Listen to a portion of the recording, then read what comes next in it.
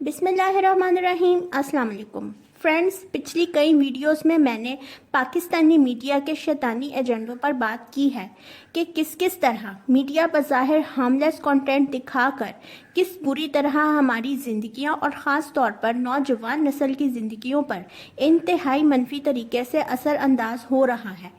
مزید بات کرنے سے پہلے ایک وضاحت دیتی چلوں کہ میرا مقصد کسی کو ذاتی طور پر اٹیک کرنا نہیں۔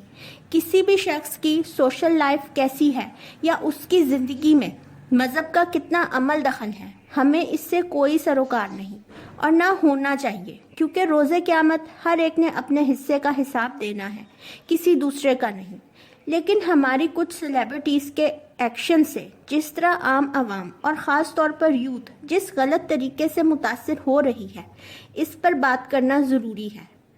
دوستو، ہم پاکستانیوں کے دو ویک پوائنٹس ہیں، ایک مذہب اور دوسرا حب الوطنی۔ یہ دونوں زندگی کے سب سے زیادہ اہم ترین اور خوبصورت جذبے ہیں، لیکن ان کو ویک پوائنٹس اس لیے کہوں گی کہ ہم میں سے اکثر انہی دو چیزوں کی بنیاد پر بڑے بڑے دھوکے کھا چکے ہیں۔ ہم جتنے مرضی کمزور ایمان کے حامل ہوں، لیکن بظاہر بے حد مذہبی یا محب وطن شخص سے بے انتہا متاثر ہو کر اس سے گویا اپنا پیر اور مرشد بنا لیتے ہیں، یہ سوچے سمجھے بغیر کہ وہ شخص واقعی اصل میں ویسا ہی ہے یا مذہبی یا محب وطن ہونے کا دعویٰ کرتا ہوا ایک منافق انسان ہے۔ گزشتہ کچھ سالوں سے ہمارے شاطر اور شیطانی میڈیا نے ہمارے ان دو جذبوں، بلکہ خاص طور پر مذہب کے نام سے عوام کے جذبات کو اس طرح ایکسپلائٹ کیا ہے کہ ہماری عوام اور خاص طور پر یوتھ مذہب کے حوالے سے شدید کنفیوژن کا شکار ہو چکی ہے، اور ایسے غلط رجحانات کو مذہبی ٹچ دے کر امپلیمنٹ کروایا جا رہا ہے کہ حد نہیں۔ میڈیا نے اس سلسلے میں کیسا بھیانک کھیل کھیلا ہے، آئیے اس کا جائزہ لیتے ہیں۔ دوستوں، پاکستان میں بلا شبہ ایسی بہت سی مثالیں موجود ہیں جنہوں نے صحیح معنوں میں شوبز کی رنگینیوں کو چھوڑ کر دین کا سچا راستہ اختیار کیا۔ ان میں سر فہرست تو جنید جمشید مرحوم کا نام آتا ہے، جو شہرت کی بلندیوں پر ہونے کے باوجود سنگنگ چھوڑ کر اسلام کی طرف راغب ہو گئے اور اپنا پروفیشن، اپنا لائف سٹائل، ظاہری حلیہ، الغرض ہر چیز اسلامی احکامات کے مطابق اپنا لی۔ ان کے علاوہ اور بھی بہت سے مرد اور خواتین نے شوبز کو دین کی خاطر سچے دل سے خیر بات کیا، اور حتیٰ کہ انہیں تو اب میڈیا پر دیکھا بھی نہیں جاتا۔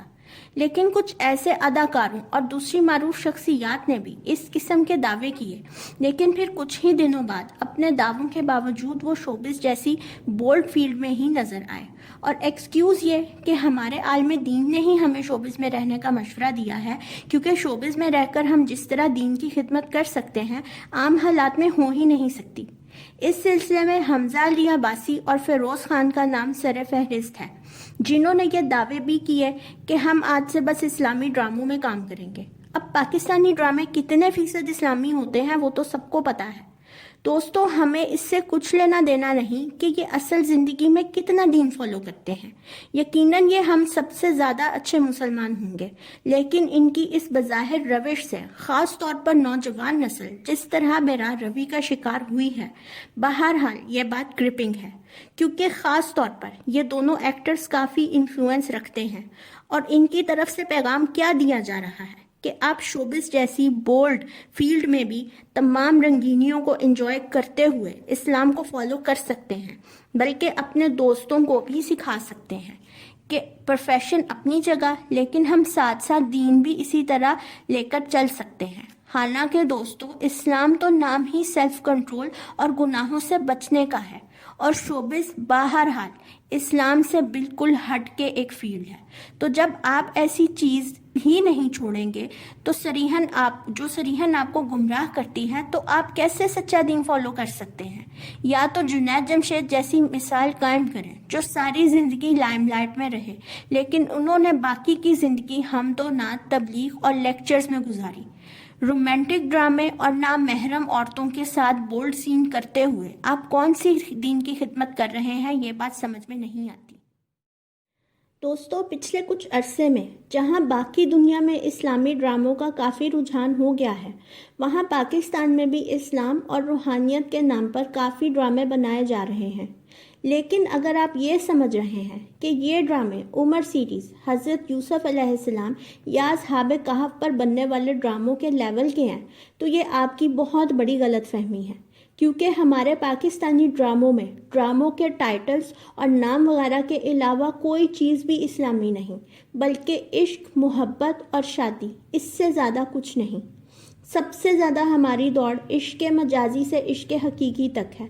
100% ہمارے ایسے ڈراموں میں ایک شدید قسم کا بے شرم عاشق پہلے تو کسی لڑکی کے پیچھے مجنوں بن کے پھرتا ہے، پھر عشق کی مزید منزلیں طے کرتا ہوا کسی مزار پر جا کر مجاور بن کر بیٹھ جاتا ہے اور اللہ سے لو لگا لیتا ہے اور پھر ادھر ہی مر جاتا ہے۔ اور اسی طرح کوئی لڑکی کسی لڑکے پہ عاشق ہو کر اللہ سے لو لگا لیتی ہے اور آخر میں انتہائی نیک بی بی بن کر یا تو مر جاتی ہے یا اسے اس کا عاشق مل جاتا ہے، اور اس سے ہمیں یہ سبق دیا جاتا ہے کہ اس نے صبر کیا، اللہ پہ توکل کیا، اس لیے اللہ نے اسے اجر دیا۔ یعنی اس کا صبر، اس کا توکل صرف اپنے عاشق کے لیے تھا، اور یہی ہمارا پیغام ہے۔ اللہ اللہ خیر صلاح، یہ ہیں ہمارے اسلامی ڈرامے۔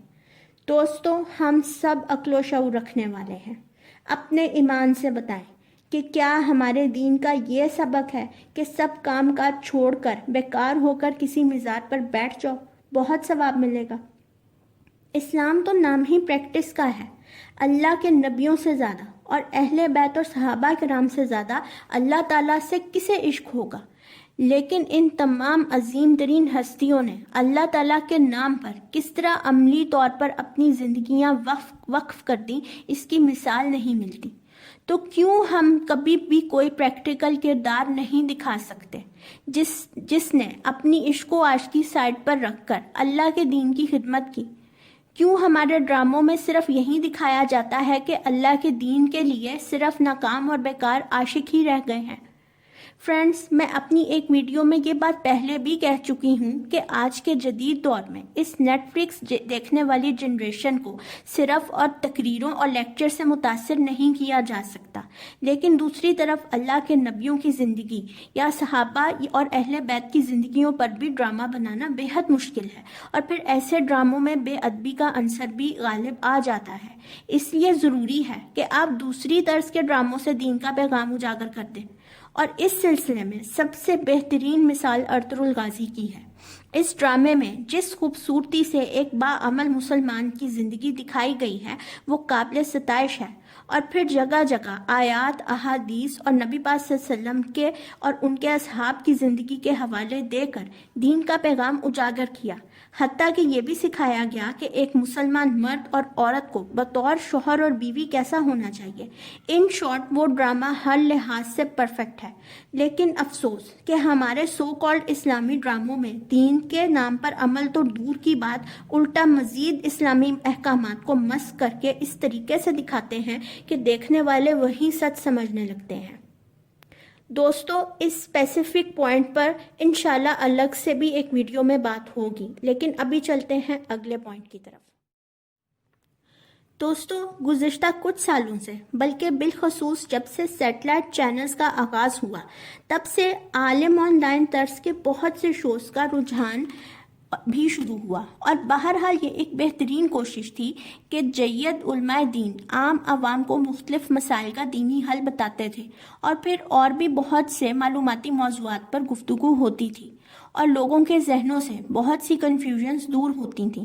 لیکن افسوس، صد افسوس کہ شروع کے چند سال تو ایسے پروگرامز بہت کامیابی سے آگے بڑھتے رہے، لیکن وقت گزرنے کے ساتھ ساتھ ایسے دینی پروگرامز میں بھی مختلف تنازعات اٹھنا شروع ہو گئے، اور سب سے زیادہ تو فرقہ واریت کے نام پر نفرت بڑھنے لگی، اور اس کے علاوہ بھی عجیب و غریب قسم کے متنازع موضوعات جن کا اسلام کے بنیادی اصولوں سے کوئی تعلق نہیں، اسلام کے نام پر ڈسکس ہونے لگے، جیسے متع، مرد کو ایک سے زیادہ نکاح کی اجازت ہے تو عورت کو کیوں نہیں، وغیرہ وغیرہ۔ استغفر اللہ۔ اور نتیجن ایسے پروگرامز دیکھنے والے لوگ بجائے دین کے بارے میں کچھ سیکھنے کے اپنے دماغوں میں نفرت اور عجیب و غریب کنفیوژنز لے کر اٹھنے لگے، اور عموماً ایسے پروگرامز کے میزبانوں کی معذرت کے ساتھ اپنی بھی کوئی کریڈیبلٹی نہیں ہوتی۔ عموماً کسی نہ کسی بہت بڑی کنٹروورسی میں ان کا نام موجود ہوتا ہے۔ یہ تو اللہ کا لاکھ لاکھ شکر ہے کہ ہماری نوجوان نسل سوشل میڈیا زیادہ استعمال کرتی ہے، اور یوٹیوب پر مولانا طارق جمیل اور ڈاکٹر اسرار احمد مرحوم جیسے علماء کے تمام لیکچرز موجود ہیں، اور یوتھ کلب جیسے چینلز بھی ہیں جو تمام لوگوں کو، خاص کر نوجوانوں کو، کافی حد تک صحیح گائیڈ کر دیتے ہیں۔ اللہ انہیں جزائے خیر دے، ورنہ ٹی وی پر ایسے شوز نے تو لوگوں کو گمراہ کرنے کی کوئی کسر نہیں چھوڑی۔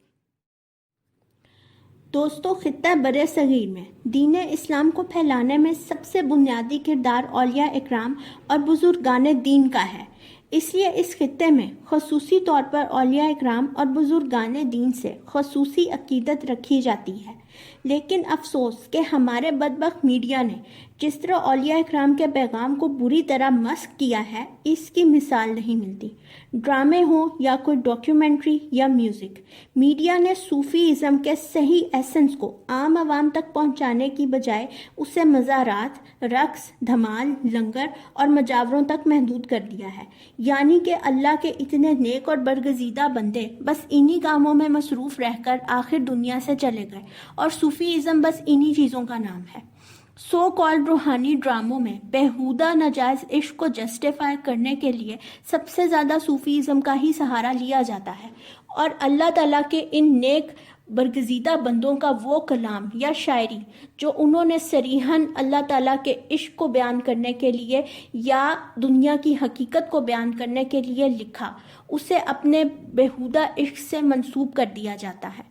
ہر دوسرے ڈرامے میں ہیرو یا ہیروئن اپنا کھویا ہوا عشق کا غم بھلانے،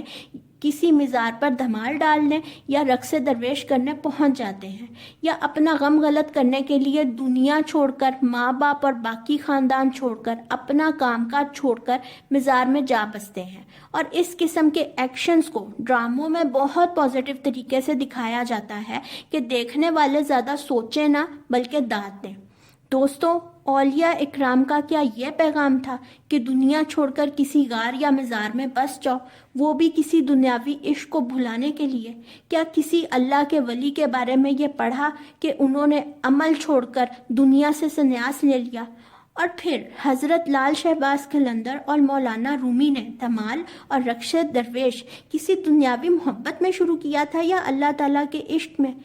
اور یہی حال ہماری موسیقی کا ہے کہ صوفی ازم کو ماڈرن طریقے سے پیش کرنے کے چکر میں صوفیاء اکرام کی حقیقی عشق اور دنیا کی حقیقت پر مبنی تمام شاعری اور کلام کچھ عجیب و غریب ڈھنگ سے سنائی جاتی ہے، اس طرح کہ اس کے اصل معنی تو جیسے کھو کر رہ جاتے ہیں۔ دوستو، اللہ کے تمام ولیوں نے اپنی زندگی اللہ اور اللہ کے نبی صلی اللہ علیہ وسلم کے دین کو پھیلانے اور دین اسلام کی خدمت میں وقف کر دی، لیکن افسوس کہ ہمارے میڈیا نے ان بزرگان دین کی تمام عملی کاوشوں کو چھوڑ کر الٹا ان کے دینی پیغامات کو مسخ کر کے اور عشق حقیقی کی انتہائی غلط تشریح کر کے لوگوں کو دکھایا ہے۔ دوستو، ہمارے آج کے میڈیا سے خیر کی توقع رکھنا مشکل ہے، کیونکہ ہمارا میڈیا اس وقت پوری طرح شیطانی طاقتوں کے کنٹرول میں ہے۔ اس لیے ہم سب کا فرض ہے کہ میڈیا کے ان شیطانی ایجنڈوں کو سمجھ کر انہیں پھیلنے سے بچائیں اور ان کے خلاف آواز اٹھائیں، خاص طور پر ہماری نوجوان نسل۔ خدا را ان چیزوں پر گہرائی سے سوچ کر ان سے بچیں اور دوسروں کو بھی بچائیں۔ اللہ تعالی ہم سب کو شیطان کے شر سے محفوظ رکھے، آمین۔ فرینڈز، اب تک کے لیے اتنا ہی۔ انشاءاللہ اگلی ویڈیو میں ایک اور نئے موضوع کے ساتھ ملاقات ہوگی۔ تب تک کے لیے اللہ حافظ۔ ویڈیو پسند آئی ہو تو لائک کریں، چینل کو سبسکرائب کریں اور بیل آئیکن کو ضرور کلک کر دیں۔ آپ سب کے دیکھنے کا بہت بہت شکریہ۔